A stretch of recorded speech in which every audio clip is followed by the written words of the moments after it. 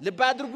ደመና ዝናብ ይፈጥራል። የዝናብ ፈጣሪ ማን ነው? አይደለም እግዚአብሔር። ፈጣሪ ከተባለም እሱ ሳይሆን አይቀርም ብላችሁ ነው በግምት። እሺ ይሄ ዝናብ እንደምን የሚፈጠረው እስኪ ንገሩኝ። ኢቫፖሬት የምትሉት ምን ሆነ ነገር አለ አይደለ? ምንድነው የሚሆነው? እሱ እኮ በነገራችን ላይ ምእመናን ሳይንስ አንዳንድ ጊዜ ቀበጥ ሲል እንደው ጫፍ እየወጣ ነው እንጂ ከሃይማኖት ውጪ አይደለም። አንዳንድ ጊዜ ቀበጥ ይላል። ቅብጠቱን ደግሞ የሚገቱ ደግሞ ሊቃውንት የሚቆነጡት ሊቃውንት ያስፈልጋሉ። ሳይንስ የሃይማኖት ማረጋገጫ ሁሉ ነው ሊያገለግል ይችላል። ልብ አድርጉ። ሰማይን ምድርን የፈጠረ ማን ነው? ፀሐይን፣ ጨረቃን፣ ከዋክብትን የፈጠረ ማን ነው? ወተትን የፈጠረ ማን ነው? እሺ ወተት ውስጥ ካልሽየምና ፕሮቲን እንዳለው የነገረን ማን ነው? አንድ ሳይንስ ቀበጥ ሲያደርገው እኔን ያመረኩ ሲል አረረፍ አይደለም የሚለው ያስፈልጋል። ሳይንሱ ላይ ጥሙጥኝ ያሉ ሰዎች ወይ አብደዋል ወይ ሊያብዱ ኮታቸውን አውልቀው ሸሚዛቸው ላይ ናቸው እስካሁን። በነገራችን ላይ ዝናብ የያዘ ደመናና ያልያዘ ደመና በምን ይታወቃል? አይናሞች መቶም ደግሞ ነገር ጣል ያደርጋል የሚባል ሰው የጥሪ ወረቀቱ አስቀድሞ ነው የሚደርሰው። አንዳንድ ደግሞ አለ ቢመጣም ጥሩ ነው፣ ኧረ ቢቀርም ጥሩ ነው፣ ቢመጣ ይበላል እንጂ አይሰጥ ብለን የናቅናቸው ሰዎች አሉ። ለቅሷችሁም ላይ እንደው ለቅሶ መቅረቱ የሚያንገበግባችሁ ሰው አለ። አንዳንዱ ደግሞ እባክህ እንኳን ቀር ቢመጣም ምን ይሰራ ምናቸው ሰዎች አሉ። አስበን ሰርግ የማንጠራቸው ለቅሶ ቀሩ ብለን የማናማቸው ተራ የሚባሉ ሰዎች አሉ። ፊት ነሳው ማለት ነው ማለት ነው። ከፍትፍቱ በሉስ እናቶቻችን ከፍትፍቱ ፊቱ እና እንግዲህ እንኳን አይነ ስውር ነኝ ግልግል ነው ፊቱን ደመናርጉ ቢያቀርብም ችግር የለብኝም። ግን አይን ያላችሁ ሰዎች አንዳንድ ሰው ምግብ እያቀረበ ፊቱ ጭፍግግ ያለ ልትበላብኝ ነው የሚል ሰው አለ። ፊቱ ላይ ፊቱም ይናገራል ልትበላው ነው አይደለም? አቤት ይሄን ወጥ ጨርሰው ነው የእንጀራ እሺ ብላ እስኪ የሚል አፉ ብላ የሚል ፊቱ ግን አቁም የሚል ሰው አለ። አንዳንድ ሰው አለ ከባለስልጣናት አጠገብ ጠጋ ብሎ ፎቶ የሚነሳ አያቆም እኮ ሰውየው ይገርማቸዋል። ፎቶውን እያሳየ እንደ ስንት የምናውቀው መረጃ አለ። ከባለስልጣን ጋር ፎቶ ተነስቶ አውቃቸዋለሁ ብሎ በስማቸው ያስደነገጠ ሰው አለ። አያችሁ ሲሻር ደግሞ ይቀደዋል። ምን ችግር አለ? ባለስልጣን ሲሻር ፎቶአቸው ይቀደዳል አይደል? ታውቃላችሁ ያፈቀርን ሰሞን እኮ የፍቅረኛችን ፎቶ እኮ እንደ ስለ ማርያም ምናይ ነበር አይደል? ስንጣላስ ቡጭቅጭቅጭቅ አድርገን ሰውየውን መግደል ፍርድ ቤት ስለሚያስቀርና ስለሚያሳስር ፎቶዋን ትቀደዋለህ። ምእመናን የእግዚአብሔር አሰራር ከሰዎች አሰራር የሚለየው እግዚአብሔር በብዛት አያምንም፣ በጉልበት አያምንም፣ በስንቅ በትጥቅ አያምንም፣ በስልጣን አያምንም። እግዚአብሔር የሚያምነው በንጹህ ልብ ነው። በስመ አብ ወወልድ ወመንፈስ ቅዱስ አሃዱ አምላክ አሜን። እግዚአብሔርን ብላችሁ ይቅርታውን ቸርነቱን አምናችሁ ከቅድስት ድንግል እናቱና ከቅዱሳን ባለሟሎቹ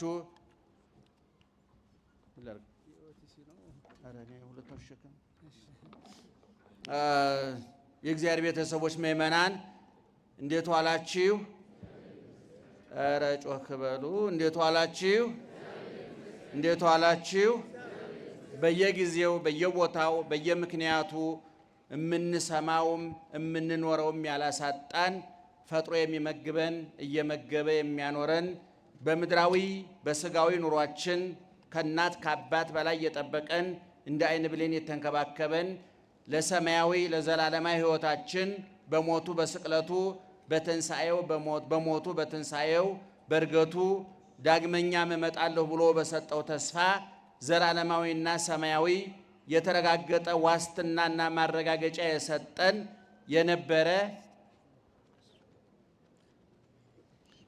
የነበረ ያለና የሚኖር አባታችንም አምላካችንም እግዚአብሔር ስላደረገው በጎ ነገር እስከ ዛሬ ወደፊትም ሊያደርግልን ስላዘጋጀው መልካም ነገር ሁሉ ክብርና ምስጋና ይግባው።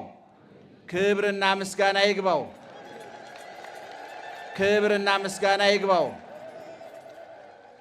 እንግዲህ ሰበካ ጉባኤውም የ3 ዓመት ሪፖርት አቅርቦልናል። የሚቀጥለው ሰበካ ጉባኤ ደግሞ ምን ያህል ሰው እንደቆረበ ይነግራናል ብለን ተስፋ እናደርጋለን። ደህና ዋላችሁ። በደንብ ስሙን እጥር ምጥን ሰብሰብ አድርገን የዕለቱን ታሪክ ከሕይወታችን ጋር አገናኝተን ጥቂት ነገር እንነግራችኋለን። የሚመክር የሚያስተምር የሚመራ የሚመግብ እግዚአብሔር ነውና እኛ ትዝ ያለንን የመሰለንን የገመትነውን የግል ፍላጎታችንን የግል ሐሳባችንን እንዳናፈስባችሁ ጆሮአችሁን ይጠብቅ እግዚአብሔር፣ አንደበታችንንም ይቆጣጠር እግዚአብሔር።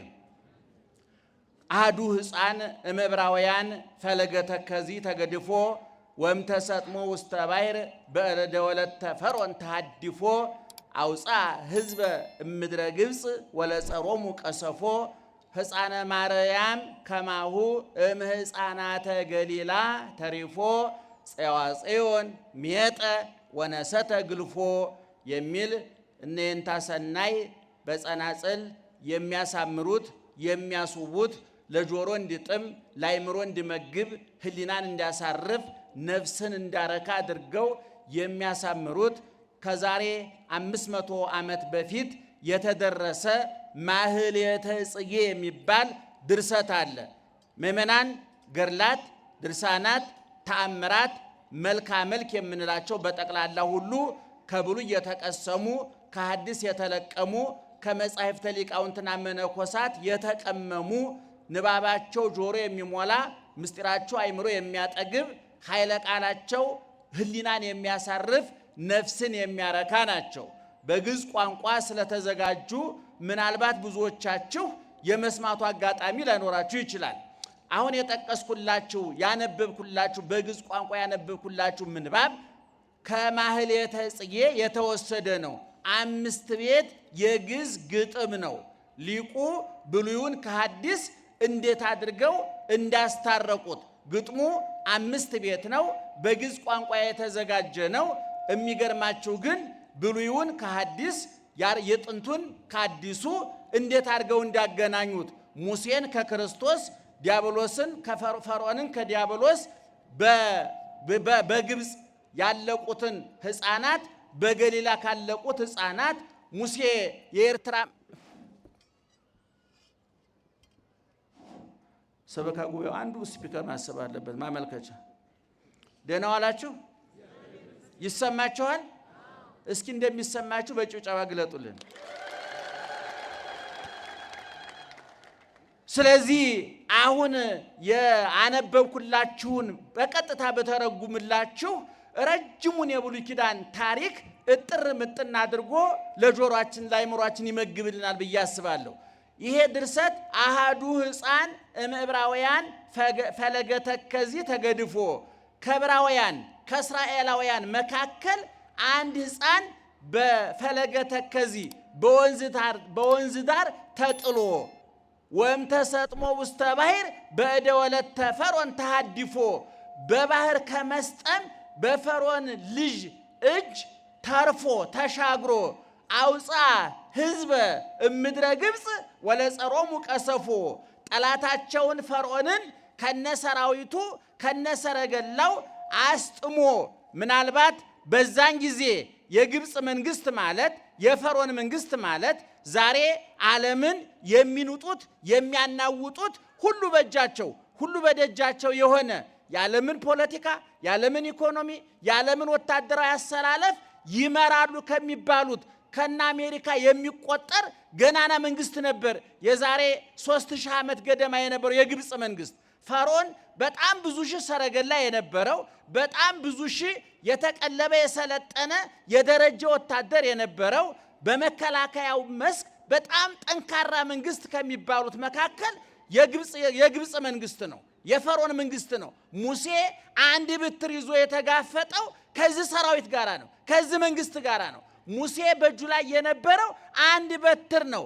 በአንድ በትር በሚገባ የሰለጠነ የታጠቀ ስንቅ፣ ትጥቅ፣ ስልጠና ያለውን የግብፅን ወታደር ለመጋፈጥ ብትር ብቻ ሳይሆን ልብም ይጠይቃል፣ ዓላማም ይጠይቃል። ብዙን ጊዜ ለአንድ ወታደር 4 ነገር ያስፈልገዋል ይባላል። አንደኛ ስንቅ፣ ሁለተኛ ትጥቅ፣ ሶስተኛ ስልጠና፣ አራተኛና በግድ የሚያስፈልገው 3ቱን ቅርጽ አስይዞ መስመር አስይዞ ውጤታማ የሚያደርጋቸው ፈቃደኝነት ነው።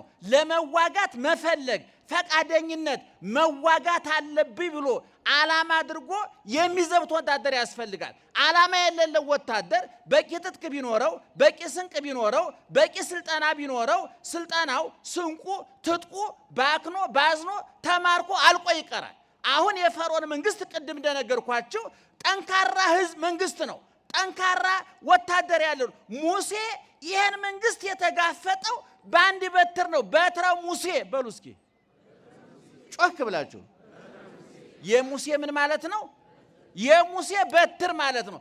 አሁን ቅድም በጥቅሱ እንደነገርኳችሁ አውፃ ህዝበ ምድረ ግብፅ ወለጸሮሙ ቀሰፎ ያንን ጠላታቸውን ቀስፎ ገሎ ፈርዖንን ከነብዙ ሺህ ሰራዊቱ ከነብዙ ሺህ ሰረገላው በኤርትራ ባህር አስጥሞ ያንን ያሻገረው ያ በአባይ ወንዝ ዳር በኤርትራ ወንዝ ዳር በግብፅ ወንዝ ዳር የተጣለ አይረባም አይጠቅምም ተብሎ የተጣለው እግዚአብሔር ግን ለትልቅ ስራ የፈለገው ምእመናን የእግዚአብሔር አሰራር ከሰዎች አሰራር የሚለየው እግዚአብሔር በብዛት አያምንም፣ በጉልበት አያምንም፣ በስንቅ በትጥቅ አያምንም፣ በስልጣን አያምንም።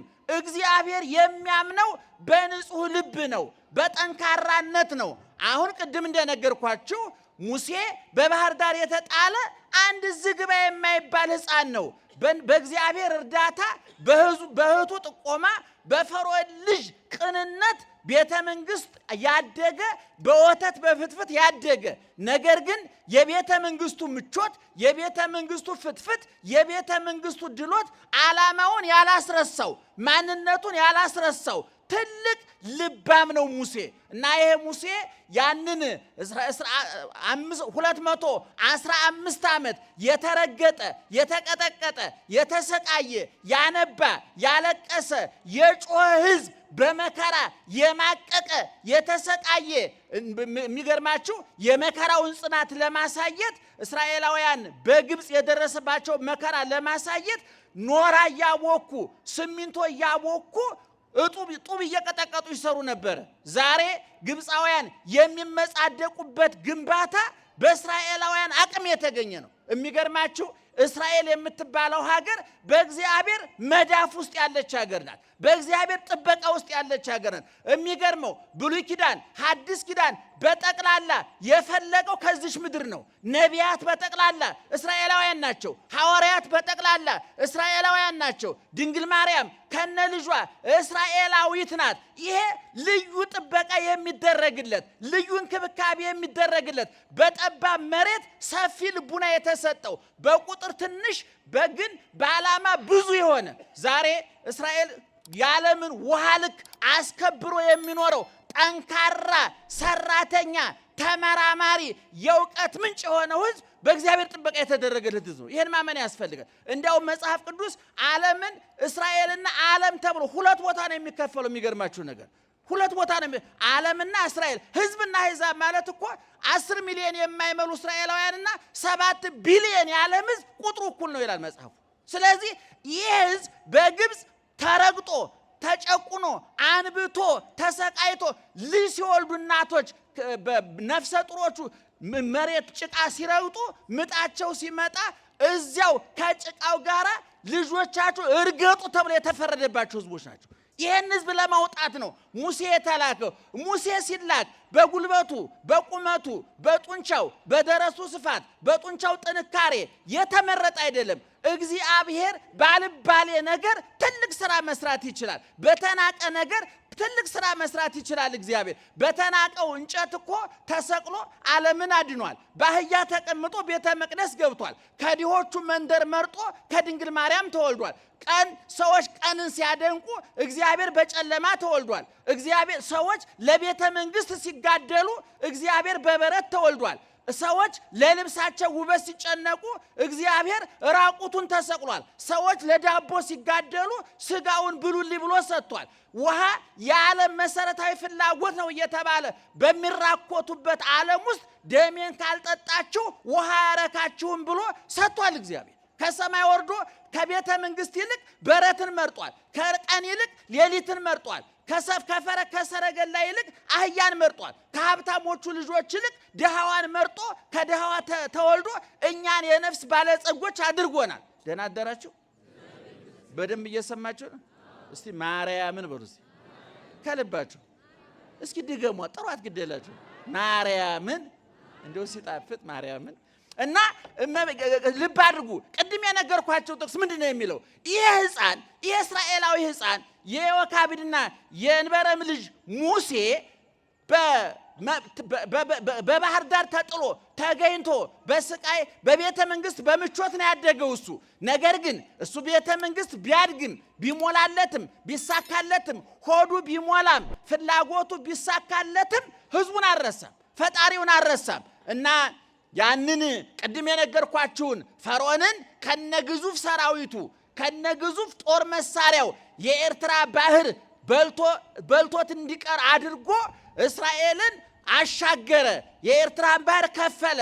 40 ዘመን መና ከሰማይ እያወረደ ውሃ ካለት እያፈለቀ የእስራኤልን አስቸጋሪነት የህዝቡን አስቸጋሪነት ተቋቁሞ በእግዚአብሔርና በህዝቡ መካከል አገናኝ መኮንን ሆኖ ድልድይ ሆኖ እግዚአብሔር ሲቆጣ አረ ጌታዬ ማርልኝ እያለ ህዝቡ ሲረብሽ አረረፉ እያለ በሰውና በእግዚአብሔር መካከል አደላዳይ አገናኝ አስማሚ አስታራቂ የብሉይ ኪዳን መካከለኛ ሆኖ ያን ህዝብ ከግብፅ መርቶ ወጥቷል። እና አሁን ደራሲው ምንድነው የሚለው? ሙሴ ይሄን አደረገ።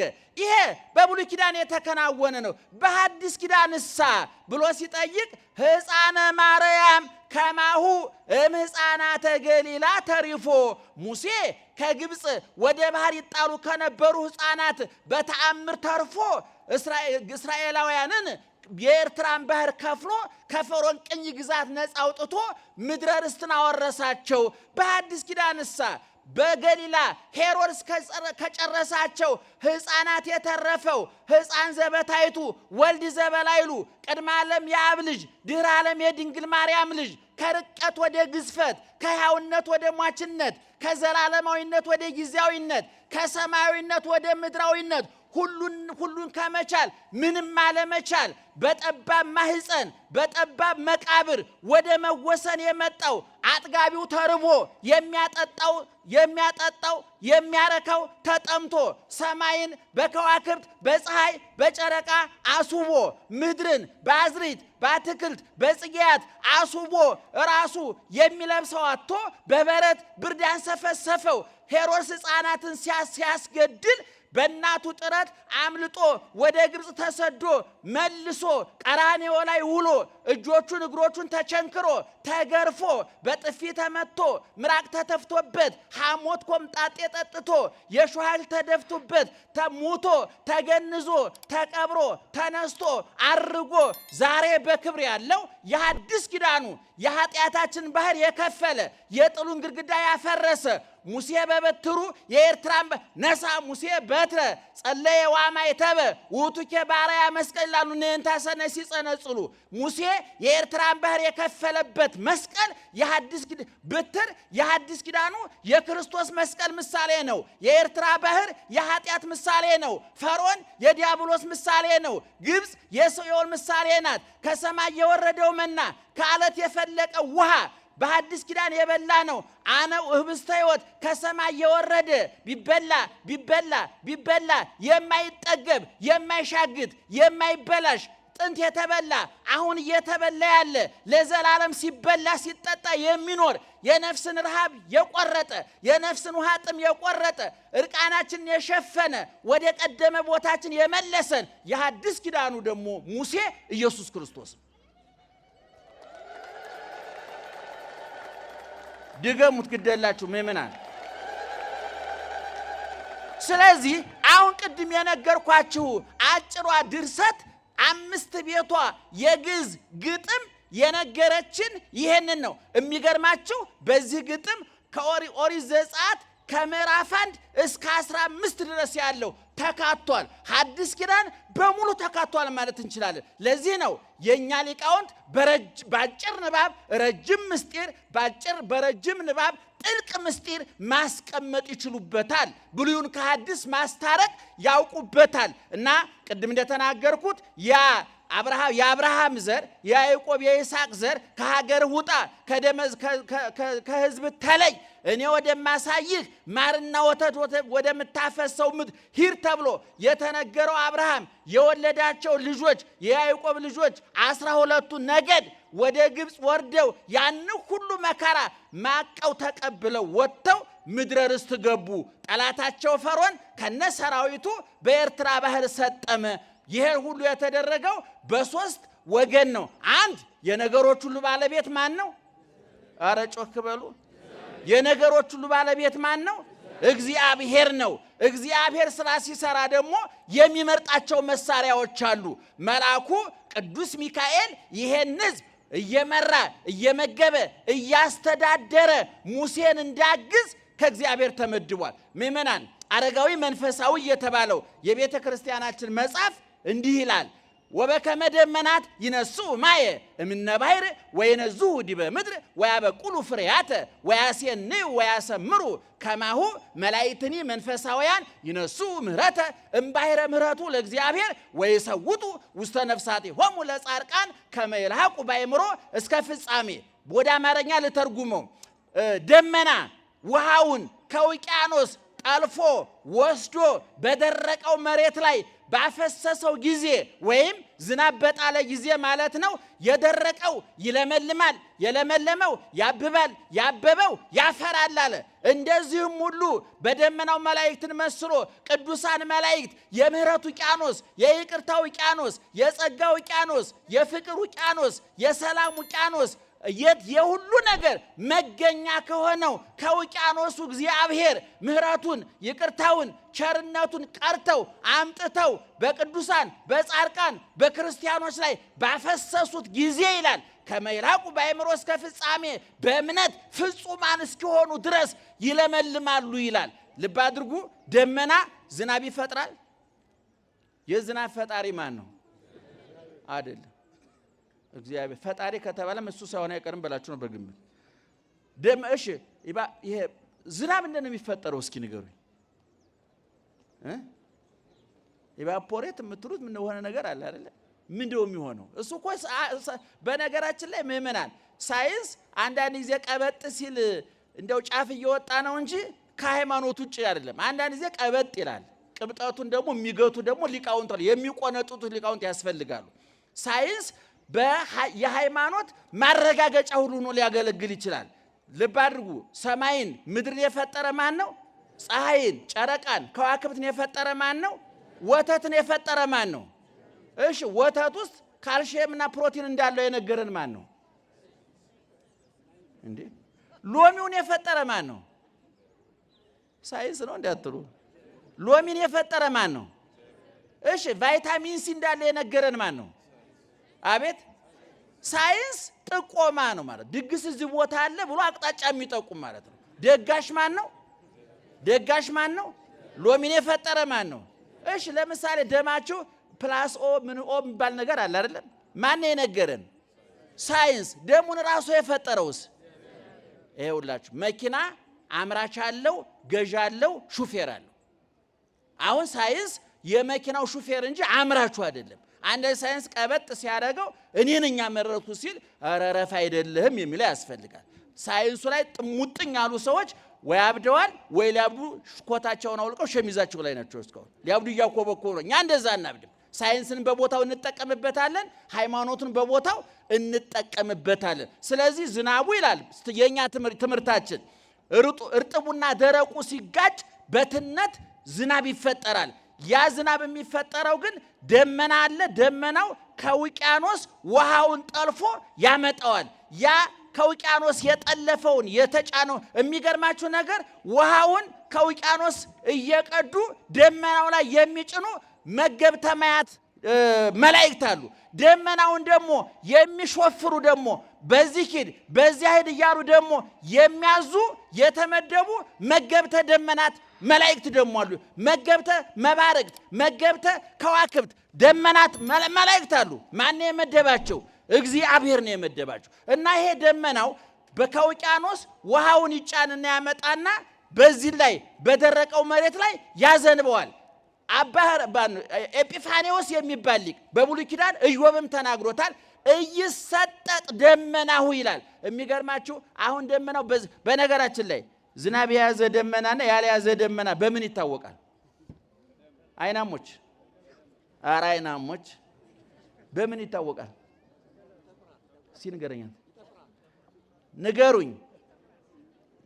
አንድ ደመና ይሄ ደመና ዝናብ ይዟል አልያዘም የሚል በምን ታውቁታላችሁ? ይጠቁራል። የታየው እንዳትል መጻሕፍት አይን ናቸው። ጸልሙ ማያት በውስተ ደመናት ደመናው መጽሐፋችን ይናገራል። ዝናብ የያዘ ደመና በምን ይታወቃል? ይጠቁራል። የተማረ ሰው አይንቀዥ። ይሄ ዝናብ የያዘው ደመና አይንቀዥ የሚገርማቸዋል። ይሄ ዝናብ ያላዘውን ደመና ነፋስ ጠርጎ ያጠፋዋል። ስለዚህ አሁን ሊቁ ያለው ምንድን ነው? ደመናው ውሃውን ከውቅያኖስ ያመጣና በምድር ላይ ያፈሰዋል አለ። ውቅያኖስ የተባለው በምሳሌ እግዚአብሔር ነው። ዝናብ የተባለ ቸርነቱ ነው። ደመና የተባሉት መላእክት ናቸው። እኛ መላእክት ምሕረት ያመጣሉ አልን እንጂ የምሕረት ምንጭ ናቸው አላልንም። መላእክት ይላላካሉ፣ ያገለግላሉ አልን እንጂ ፈጣሪ ናቸው፣ አምላክ ናቸው አላልንም አንልምም። ስለዚህ እነ ቅዱስ ገብርኤል፣ እነ ቅዱስ ሚካኤል፣ እነ ቅዱስ ሩፋኤል ሌሎቹም ኃያላን ረቂቃን ሰማያውያን የማይራቡ የማይጠሙ የማይተኙ የማያንቀላፉ የማይታመሙ የማያገቡ የማይፈቱ የማይነግዱ የማይከስሩ የተሾሙ የማይሻሩ ሰማያዊ አባታቸው እግዚአብሔር ያነገሳቸው ያከበራቸው የሾማቸው እኛን ለማገልገል የመደባቸው ቅዱሳን መላእክት እኛን ይረዳሉ። ለዚህ ነው በዚህ በዘጸአት 23 ላይ ይሰማችኋል። በዘጸአት 23 ላይ ሙሴ ሲናገር ይላል እኔ ወደ ማሳይህ ምድር መርቶ ያደርስህ ዘንድ መላኬን በፊትህ ልካለሁ ይላል። ስሜ በላዩ ላይ ነውና እንዳታስቆጣው ተጠንቀቅ ይላል። ስሜ የሚለው ማን ነው? እግዚአብሔር። በማን ላይ ነው ስሙ ያለው? በሚካኤል በገብርኤል ላይ። ሚካ ጨርሱት። ሚካ፣ ገብር፣ ሩፋ፣ ራጉ፣ ሳቁ፣ ፋኑ፣ ኤል የሚለው መላእክት ወላጅ አባታቸው እግዚአብሔር ነው። ለምሳሌ በኔ ስም መጨረሻ ላይ የአባቴ ስም ነው ያለው። ለምሳሌ አንድ ሰው ስሙ አበበ ቢሆን የአባቱ ስም ከበደ ሊሆን ወላጁ። ቅዱሳን መላእክት ግን አባት የላቸውምና መጠሪያ ስማቸው የአባታቸው ማን ነው? እግዚአብሔር ነው። ሚካኤል፣ ገብርኤል፣ ሩፋኤል፣ ፋኑኤል፣ ሳቁኤል እየተባሉ ይጠሩበታል። እና አንድን መልአክ ስሜ መጽሐፍ ቅዱስ ነው የሚለው ምእመናን ስሜ በላዩ ላይ ነውና መልአኩን እንዳታስቆጣው ተጠንቀቅ ይላል። ኦሪት ዘጸአት ምዕራፍ 23 ቁጥር ያን ቤታችሁ ገብታችሁ አንቡት። መዝሙረ ዳዊት ደግሞ መዝሙር 90 በቅንፍ 90 ከቁጥር 8 ጀምሮ ደግሞ እንዲህ ተብሏል። ይቀርብ እኩይ ሀቤከ ክፉ ወደ አንተ አይቀርብም፣ ወይበው መቅሰፍት ቤተከ መቅሰፍት ወደ ቤተ አይገባም። ለምን? እስመ ለመላእክቲሁ ይእዝዞሙ በእንቲአከ መላእክቱን ስላንተ ምን ያደርጋቸዋል? ያዛቸዋልና።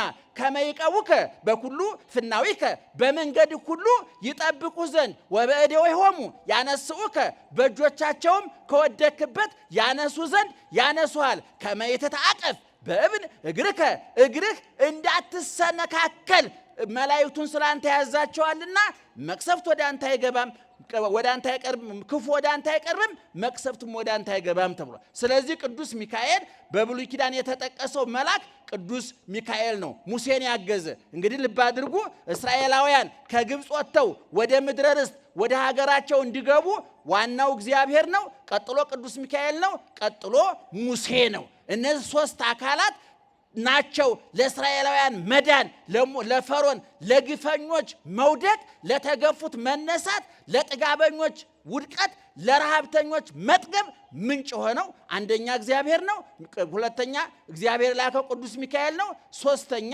ሙሴ እግዚአብሔርንም መልአኩንም የሚያከብረው ሙሴ ነው ማለት ነው። ስለዚህ የዛሬው በዓል ግፍ የት እንደሚያደርስ የታየበት በዓል ነው። ትዕቢተኞች ከበሉ የማይረባቸው የሚመስላቸው፣ ከተሾሙ የማይሻሩ የሚመስላቸው፣ ካገኙ የማያጡ የሚመስላቸው፣ ጤንነት በበሽታ ረሃብ በጥጋብ በረሃብ ጤንነት በበሽታ ሹመት በሽረት እንደሚተካ የማያውቁ ከፍ ብለው ወደ መሬት መውደቅ እንደሌለ ለሚሰማቸው በዓለም ዙሪያ ላሉ በየንግዱ በየፖለቲካው በየሃይማኖቱ በየትዳሩ ያሉ ሆር ሰጥቶ ጭንቅላት የነሳቸው ኪሳቸው በገንዘብ ሞልቶ ነፍሳቸው ከቁም ነገር የተራቆተች እንደ ሰው ተፈጥረው እንደ እንስሳት የሚኖሩ ከዚህ በፊት ተናግሬዋለሁ። ሊቁ ሲናገር ሰው ሲበላሽ አመጋገቡን ከእንስሳ ጠባዩን ከአራዊት ስዕሉን ከእግዚአብሔር ይወስድና ሲም ካርድ የሌለው ቀፎ ይሆናል ይላል። ደህና አደራችሁ።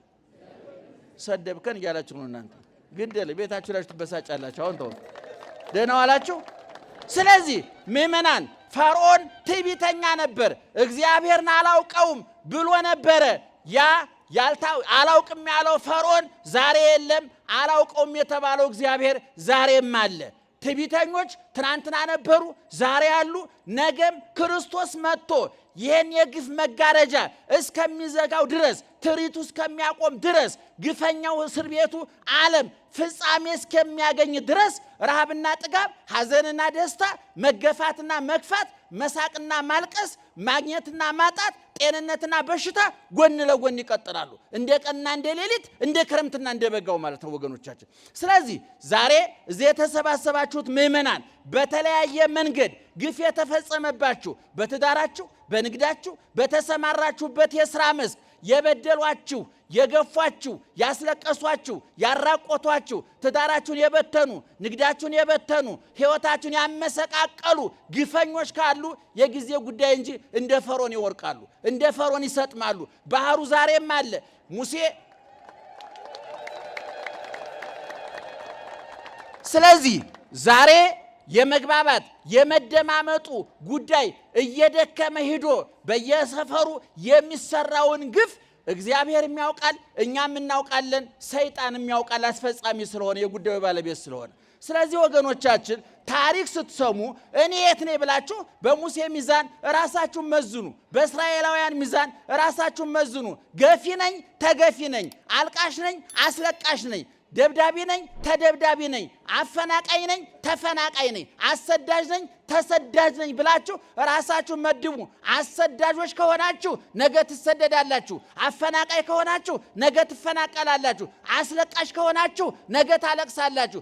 አስራቢ ከሆናችሁ ነገ ትራባላችሁ። ይሄ ጊዜ የሚመሸው የሚነጋው ቀን የሚፈራረቀው እግዚአብሔር ስራ ለመስራት እንዲመቸው ነው እንጂ ቀን ሁልጊዜ ቀን ፀሐይ ወጥቶ ፀሐይ ይገባል፣ ቀን ሄዶ ቀን ሌሊት ይመጣል። ስለዚህ በኦርቶዶክሳዊ ተዋሕዶ ቤተክርስቲያን የምታስተምረው ሁሉ ልኩን መጠኑን አልፎ ከመጠን ያለፈ መከራ እንዳይኖር፣ ከመጠን ያለፈ ግፍ እንዳይኖር፣ ህዝብ ከህዝብ ህዝብ ከመንግስት ተግባብቶ አሰሪ ከሰራተኛ ባል ከሚስቱ ተግባብቶ እንዲኖር ነው መጽሐፍ ቅዱስ የሚነግረን ወገኖቻችን። ስለዚህ ይህንን ታሪክ ስትሰሙ እኔ የቱ ጋር ነኝ ብለው መለካት አለባቸው። በንግድ የተሰማራችሁ፣ በፖለቲካ የተሰማራችሁ፣ በሃይማኖት መድረክ ላይ የተሰማራን በተለያየ ቦታ ያለን ሰዎች በፈርዖን ቦታ ነው ያለሁት፣ በሙሴ ቦታ ነው፣ በእስራኤላውያን ቦታ ነው ያለሁት፣ በግብፃውያን ቦታ ነው ብለን ራሳችን መጠየቅ አለብን። ይሄን ጠይቀን ለዚህ የምናገኘው መልስ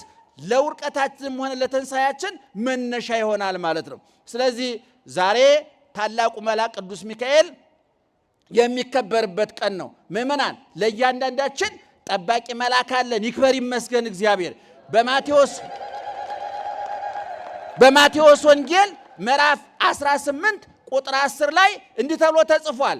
ውቁ ይታስተሐቅርዎሙ ለአሐዱ እምእሉ ንዑሳን፣ ከነዚህ ከታናናሾቹ አንዱን እንኳን እንዳትንቁ ተጠንቀቁ። ከነማን? ከታናናሾቹ። ምን አይነት ታናሽ? የጤና ታናሽ፣ የገንዘብ ታናሽ፣ የመልክ ታናሽ፣ የስልጣን ታናሽ፣ በብዙ ነገር ከኛ ያንሳሉ ብለን እምንንቃቸው ሰዎች አሉ። አስበን ሰርግ የማንጠራቸው፣ ለቅሶ ቀሩ ብለን የማናማቸው። ደህና ዋላችሁ። አስባችሁ ሰርግ የምትጠሩ ሰው አለ አይደለም? ጥሩ መኪና ያለው መቶም ደግሞ ይሄ ነገር ጣል ያደርጋል የሚባል ሰው የጥሪ ወረቀቱ አስቀድሞ ነው የሚደርሰው። አንዳንድ ደግሞ አለ ቢመጣም ጥሩ ነው፣ ኧረ ቢቀርም ጥሩ ነው፣ ቢመጣ ይበላል እንጂ አይሰጥ ብለን የናቅናቸው ሰዎች አሉ።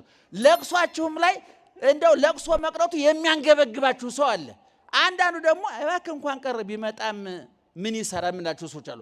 አስበን ሰርግ የማንጠራቸው፣ ለቅሶ ቀሩ ብለን የማናማቸው ተራ የሚባሉ ሰዎች አሉ፣ ትኩረት የማንሰጣቸው በመልከኛ ያነሱ፣ በጤና ከኛ ያነሱ፣ በጎሳቸው ከኛ ያንሳሉ ብለን የምንገምታቸው ሰዎች አሉ።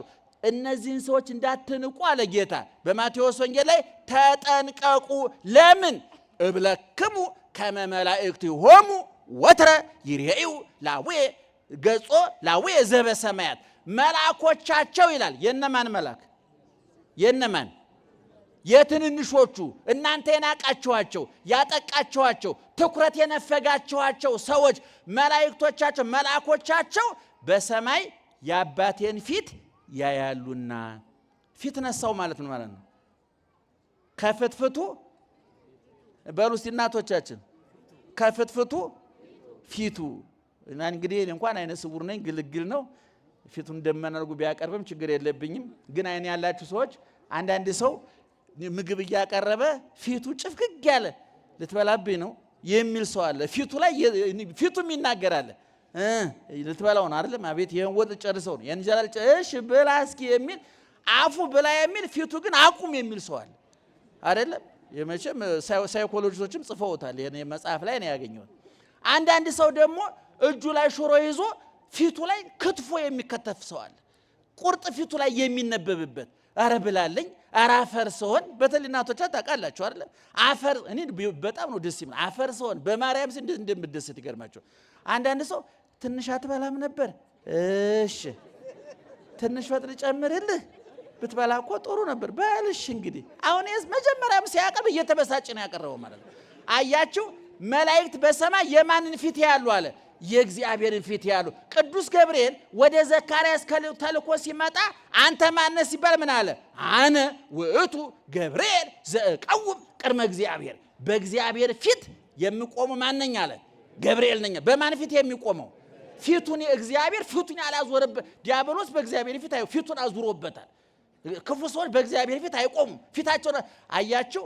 ቅዱስ ሚካኤል፣ ቅዱስ ገብርኤል በማን ፊት ነው የሚቆሙት? በእግዚአብሔር ፊት ይቆማሉ። ስለዚህ እሱ ፊት ከቆም ባለሟል ናቸው ማለት ነው። ንጉሱ ፊት ለመቅረብ ቀላል ነገር ነው እንዴ? ድሮ በጎጃም ራስ ኃይሉ የሚባሉ ትልቅ ገዥ ነበሩ ይባላል። እና አንድ ባለሟል ነበራቸውና ባለሟላቸውን እንዴው ምን ላድርግልህ አሉት አሉ። አይ ጌቶች ምንም አያደርጉልኝም። ለችሎት ሲቀመጡ መሳፍንቱ መኳንንቱ ዙሪያዎትን ከበው ህዝቡ እርሶን ሲያይ ይጥሩና ምንም ደህና ዋልክ ይበሉ በጆሮዬ ይበቃኛል ይሄ አላቸው አሉ። እሳቸው በደንብ አላስተዋሉትም። ሰውየው ጥቅሙን አስልቶ ነው። እንዴማ ቀላል አይደለም ወይ? እኔ ጋሻ መሬት ስጠኝ ትለኛለህ፣ ስልጣን ስጠኝ ትለኛለህ ብዬ ነው እኔ ምን ቸገረኛልና ተሰብስበው መሳፍንቱ መኳንንቱ ዙሪያቸውን ከቦ ህዝቡ እሳቸውን ሲያይ ጠሩና ደህና ዋልክ። ምንድነው ያሉት? ደህና። እየሳቀ ሄደ። ከዛ በኋላ ያ ሁሉ መሳፍንት መኳንንት ለካ የእሳቸው አማካሪ ነው ብሎ ቅቤው እየተጫነ ማሩ እየተጫነ ጤፉ እየተጫነ አያችሁ። ብልጥ ሰው እንዲህ ነው የሚያደርገው። አንዳንድ ሰው አለ አይደል ከባለስልጣን አጠገብ ጠጋ ብሎ ፎቶ የሚነሳ አያቆም እኮ ሰውየው ይገርማቸዋል። ፎቶውን እያሳየ እንደ ስንት የምናውቀው መረጃ አለ።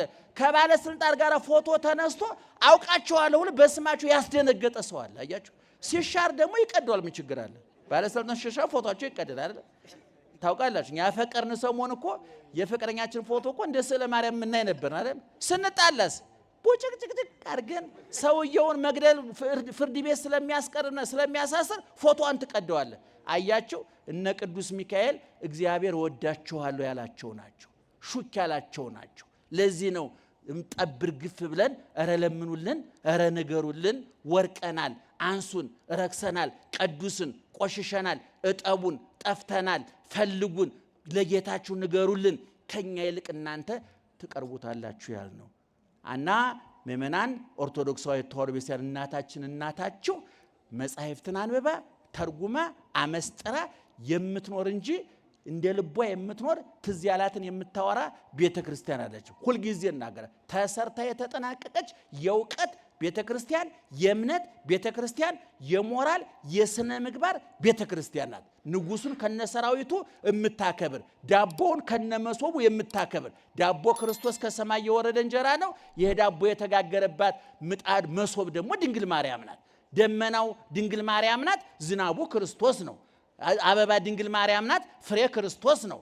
ግንዱ ክርስቶስ ነው። ቅርንጫፎቹ ሐዋርያት ናቸው፣ እነ ቅዱስ ሚካኤል ናቸው። እኔ የወይን ግንድ ነኝ አለና እናንተ ምንድናችሁ አለ? ቅርንጫፍ ናችሁ አለ። ቅርንጫፍ ተቆርጦ ሲወጥ ምን ይባላል? ጭራሮ ይባላል። ጭራሮ ይነዳል፣ አመድ ይሆናል። እነ ይሁዳ፣ እነ ንስጥሮስ፣ እነ መቅዶኒዎስ፣ እነ አርዮስ። አይ ደህናው ረዘመ ይሄ ነገር።